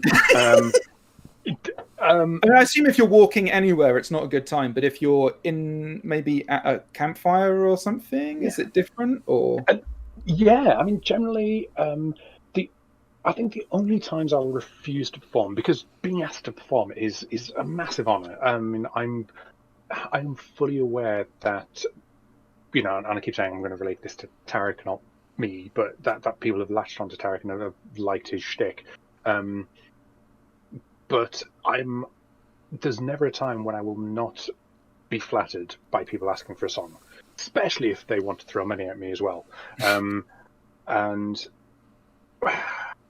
it sometimes gets a little bit difficult just where money is involved, because there's still imposter syndrome, and in terms of, oh no, I can't possibly ask for money. But yeah, asking people for a song, I'm saying this for myself and other people, yeah, I can't imagine anyone will ever be offended or annoyed by that. For myself, the only times when I will politely decline will be either because I have completely lost my voice, which does happen on a fairly regular basis. I have literally written songs or poems, things that I can sing depending on how fucked my voice is, right, with a specific purpose in mind. Or if someone else is performing, because again, I still want to encourage and facilitate other people performing. I don't want to, you know, hog the space and it just become the Tarek show, because that's boring for everyone. But I think any time like that, it's like asking people. It's cool, especially if it's quiet and sort of, hey, give us a song. I mean, the worst that's going to happen is politely say no. What is interesting, and goes back to the money stuff, and you saying, hey monkey, dance, throw money, do the thing, insert money, song comes out. Is some people feel awkward dealing with money, which is difficult when prosperity and pride are virtues. And that's great game design, because it means that you can use those virtues to boost your confidence in these areas. People really struggle with I struggle with value at Empire, and I think it's it's honestly, it's haunting listening to you talk about this stuff, because it's like, but both me and Ian have definitely resonated with like what you're saying in a number of different ways, right? The idea of being confident in some aspects and not others, right? Imposter syndrome, asking for potential money. Like, bear in mind, we have a patron now, right? And I've had a very mixed relationship with just the idea of receiving money. Like, I would prefer to spend £1,000 a year on the podcast than ask someone for £2 a month, right? Like that's where my mentality is at, because so and listen to you talk, and believe me, you're a very talented performer, right? Like, it's an absolute treat to listen to you sing, and we can't thank you enough. Like, honestly, we joke about fanboying, but the reason why we're doing that is because of how wonderful our memories of what you managed to create into what was at the time a very grim scene, right? Like, we were very tired, wet. We were in a tent because we had nowhere else to go, right? Like, it was like we didn't have a fire at the time, no awning. It was just a cold, damp campsite, all where we were, and we were low. So to hear someone come in and just nail it down, but I think that's very interesting. I think we should always remember. We actually recorded an episode with Justin Talsma, who played Kjartan. He's a very well known. Unfortunately, the audio was so bad. But one thing I got struck about that was similar vibe. Even that in itself is like, what's that? You couldn't hear Justin? No, the problem this is the problem. We've had lost episodes due to the nature of recording, which is a pain in the arse. We're learning as we go, but still, sometimes it's frustrating. But it's interesting to see what from the outside seems a very confident person who's pushing themselves to their absolute limits. And you just can't tell because they're doing so good. That happens a lot at Empire. That generals, senators, performers. It's that everyone's doing this thing, and a lot of them are pushing themselves to the absolute hilt. So I think it's interesting to remember, and I hope it gives other people confidence that we all get scared It's the pushing ourselves past that line and pushing ourselves. And that might be small steps. That might be very small steps. At risk of spoilerizing my own stuff, literally the song that I'm like a hair's breadth away from finishing at the moment is about imposter syndrome. And that realization that everyone else is the same. We're all bullshitting our way through this.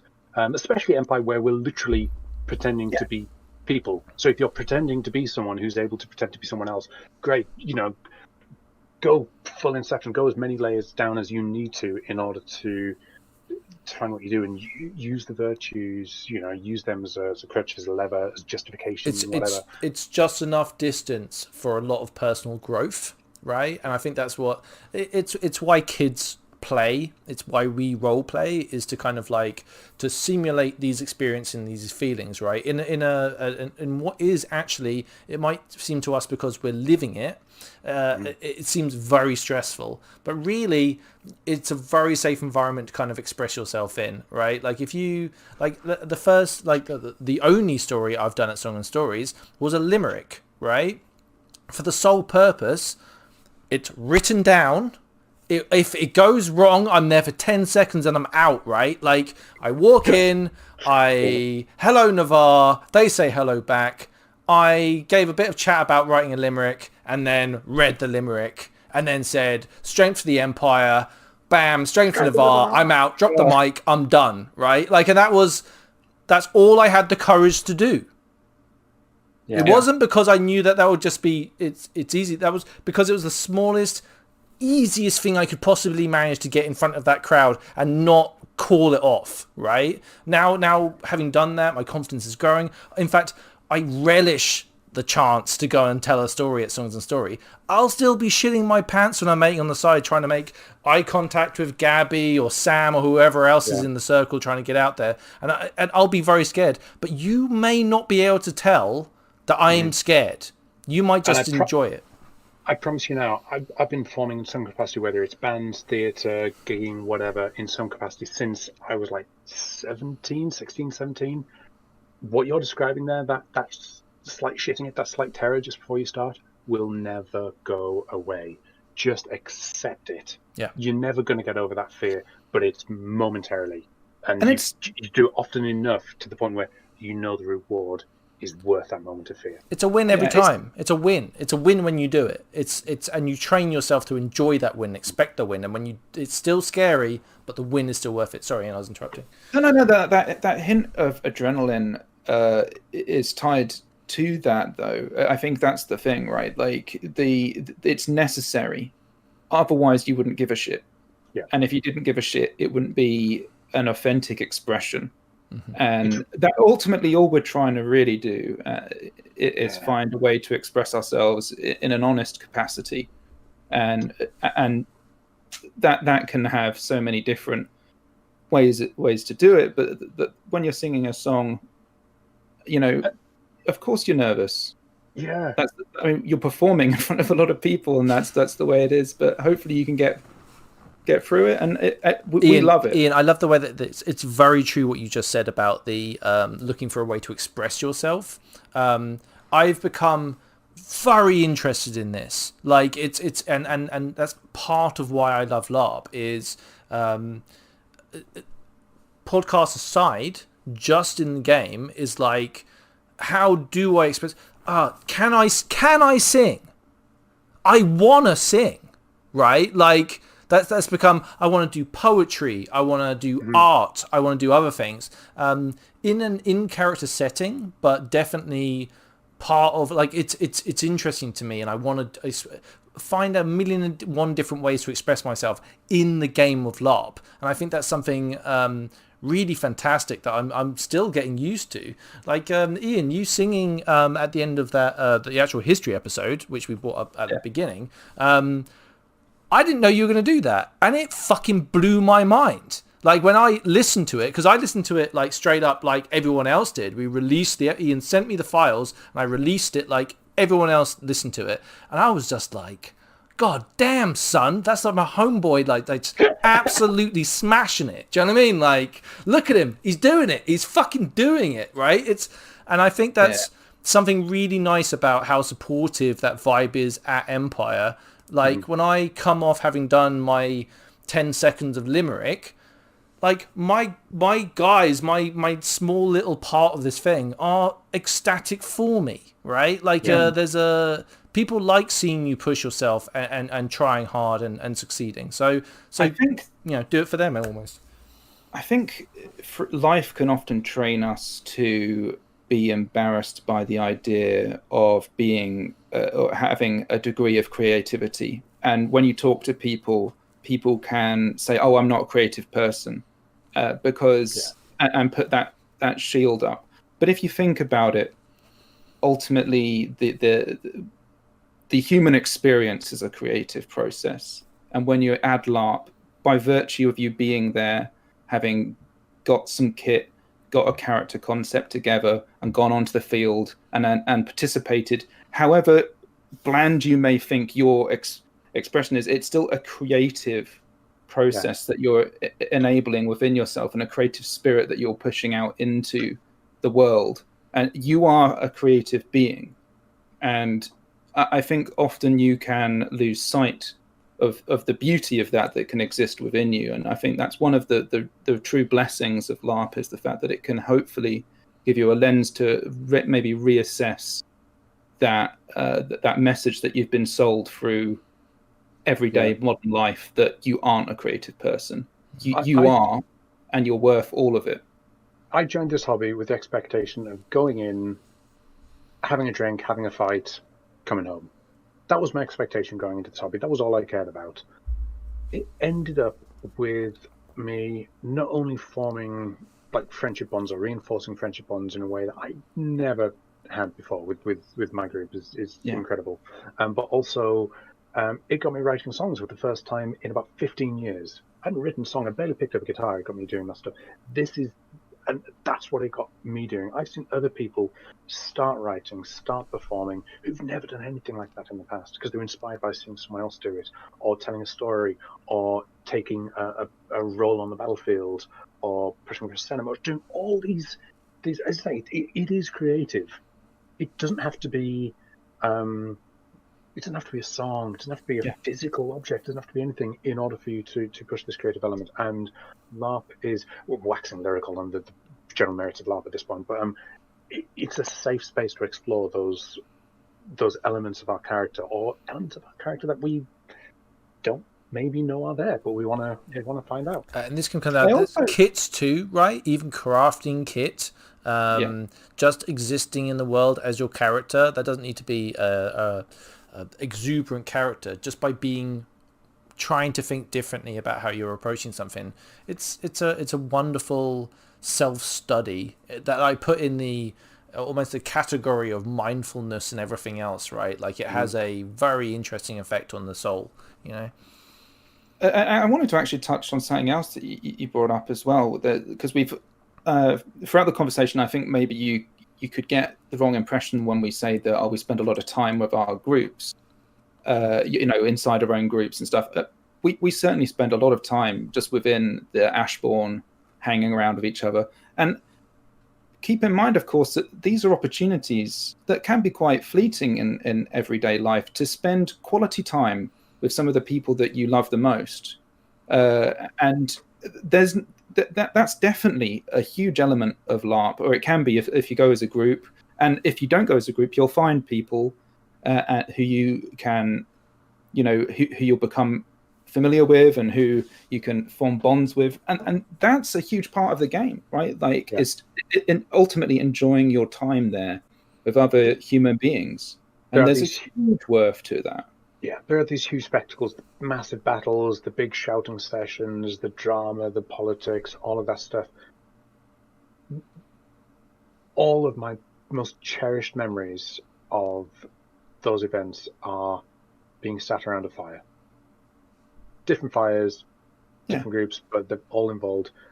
When I think, why do I go to LARP? I think being sat around that fire with my crew around me, and it feels amazing. And we joke, we call ourselves the Action Fam, but it's true. I mean, we weren't formed icy. Our group are all people who the core group knew each other beforehand, and then more people have joined the group. But we are all people who've known each other out of character. We're out of character friends who've maybe invited another friend along, but generally it's everyone knows everyone. But those bonds have been strengthened. There's no shadow of a doubt. Even though some of my absolute best friends in the world are in that group, and they were my best friends before we started LARPing, but we've since had these shared experiences, some of them imaginary, but those ones have unquestionably been strengthened as a result of this silly game that we play. It's ridiculous. I couldn't agree more. I mean, the fact is, me and Dave, we used to live very close to each other. We've known each other since we were like 3. So it was always a case of like literally just walking around each other's houses and playing Lego and all that kind of stuff you do as kids. Life happens. Dave moves a bit further. I mean, he's not miles away. He's literally in Milton Keynes. So it's hardly any distance from Cambridge. But there is a natural, that hour-long journey. I think this is part of growing up and adulting generally, right? Like, I totally agree. And even while we were just having that portion of the conversation, I was thinking about times that me and you have had, like specifically like weird things like we're both knackered and it's the end of the night, right? And you're getting into your camp bed, I'm getting into mine, and we're just like, we're fucking beat, man. With like too many beers, shouted too much during the day, we're tired, and we're just having a little me and you giggle at the day, and it's like those are really nice experiences that I cherish, and they're not necessarily part of the game, right? But they're as real as anything else, right? Like that you get to experience. It's a realist thing, right? Yeah, like that's. Just that weird thing, and again, I'm being a little bit manipulative here. So one of the songs I did, and again, sounds like me again. Nowhere I'd Rather Be was very. The intent behind that was to try and capture that, which is weird because you feel it icy as well. This isn't just an entirely abstract OC feeling. Yeah. The game is designed in such a way to foster those feelings with your character. So it's all about forming those bonds through the oaths, the shared actions, the shared experiences. Emotions are heightened, both icy and OC. Empire's a cult. Empire's a cult, by the way, like 100%, right? Like it's a cult, and it's unfortunately it's done in a really healthy way. But it's there are some very cultish stuff that happens, right? I love my nation, I love my friends, and I love there's lots of things that I'm very passionate about in game that I'm genuinely passionate about. This isn't me putting it on. I'm not trying to pretend to be into this. No, I feel very strongly about this. Like if you said to me, we're not going to One Nation in England after lockdown, and you said to me like, some guys at the bar next to me were just like, we should forget the Valorn and just get on with the more important things in the Empire, I'll be like, what, motherfucker? Do you know what I mean? Like that's me. That's OC. That's not icy anymore. That's part of my soul. The Valorn must be destroyed at all costs. Do you know what I mean? Like, and that's weird. I love it. I can imagine it can be too much, and I think doing it in a healthy and good way is like I never leave Empire and I'm just like fuming about shit, right? Like I'm really angry about something that I leave the game in the game, but I'll take on an awful lot of the positive, like unifying things and passions back into my real day life, For me, it's the sights and the sounds of it. And just how memory over time just can kind of blur into a kind of it becomes more of like a sensation, right? When you get those kind of memories that are just, if you said, oh, what's your memory of this event, I might not be like pick out a couple of sort of visions and vistas and stuff.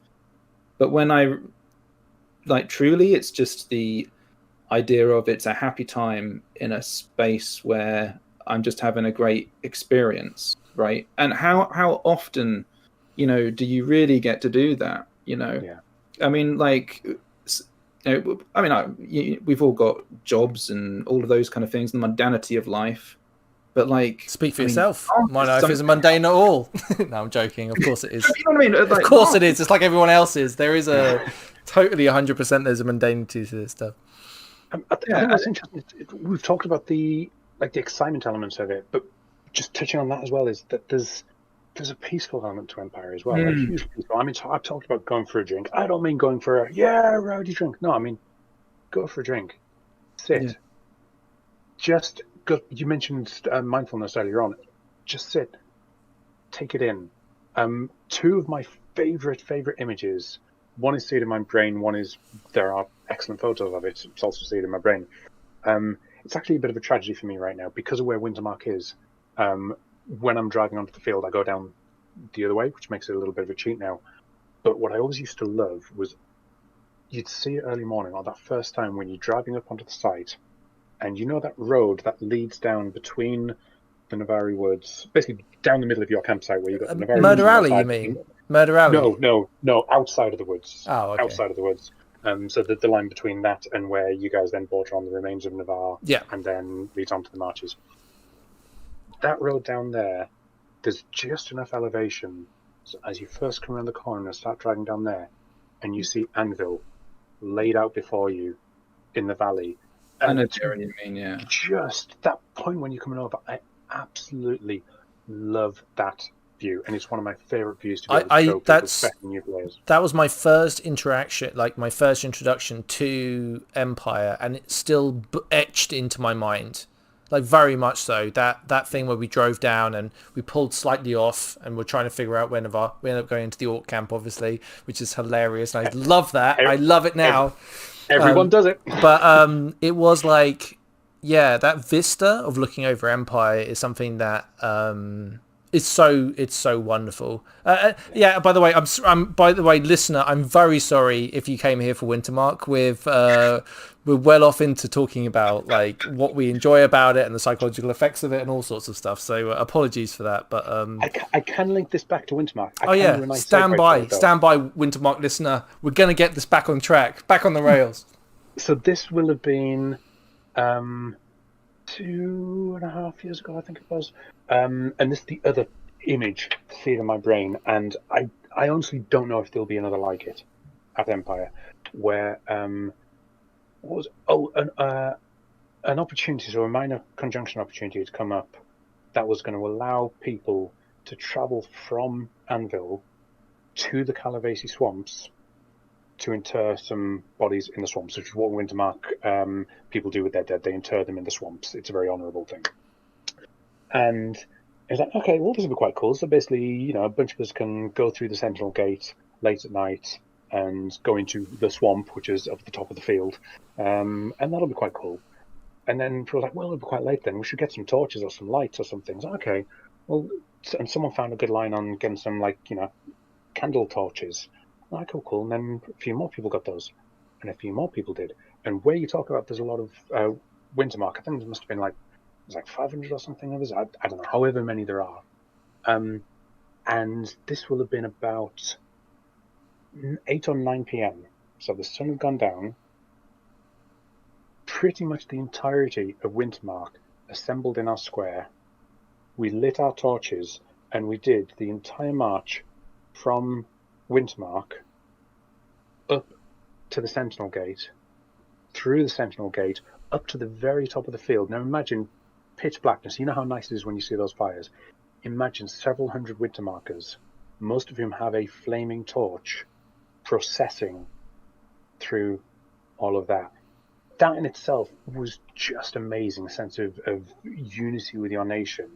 Yeah. And then to go up to that far corner of the field where PD had outdone themselves in terms of set dressing. There was moody lighting. There was smoke. You genuinely believed you were on the edge of a swamp.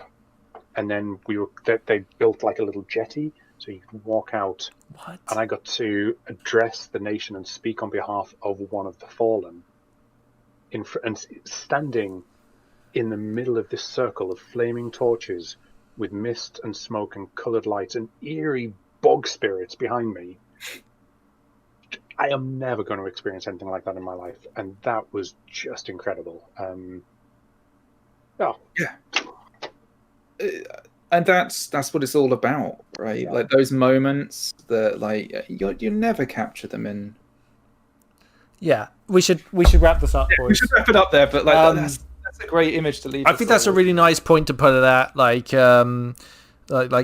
Yeah, the imagination of what's achievable with the VR helmet that is LARP is incredible. Yeah, I think we could talk on for a really long time, which is getting to a really bad habit. I've been trying to do these where it's between 45 minutes and an hour and a half, and I have failed so miserably at this. In as well, Dave. That was the other problem, because you've been doing the other ones on your own, and then you were like, "Oh yeah, do you want to pop in and do this one?" And I was like, as well. Bad. I knew this one was going to be a bad one. Like Pud was hyped for it. I know me and you were hyped for it. It was always going to go this way, and I'm so glad we did get to have this conversation. And hopefully, if you're listening and you haven't dozed off on the couch, or if you have, you're welcome. You're welcome if you did doze off, right? But thank you very much for joining us, Pud. We're gonna try and continue to do these like nation episodes, so we can learn as we go, and hopefully you'll learn something along. But I think this is a great conversation to highlight. Like, we're still hyped for LARP. Like, we miss it so much. We're counting down the days. Hope is here. Vaccines coming. Things are looking good, people. Keep it together. We're going to be all right, you know. So, right. Is there anything closing anything you guys want to say before we leave? No, just good. No, look forward to seeing people in the field. Yeah, absolutely. We should try and do thank you very much to our patrons, by the way. I mentioned them earlier about all of that stuff, and thank you so much for continuing to support us. There was some new people are supporting us, which is really nice in the long dark, which is bonkers, right? Because anyway, you're performing a good service. Well, we're trying the best we can. What is a traditional, because we usually end these things out with like strength for the Empire, strength for Navarre, and I think it would only be right, Ian. I think it would only be right if we did something similar, but for the winter marker. Just this once. Just this once, Ian. Just this once, buddy. We don't have to. This isn't, what it is. So what's the general custom? Is it 3 nations? 3 people, 1 nation. So we just say 1 nation when it's our point, okay? 3 people, 1 nation! You did what? We caught it sleeping. You weren't wrong about the size of the thing. Or how many teeth it had. You all look like you're in one piece. So, what happened? Let me tell you a story.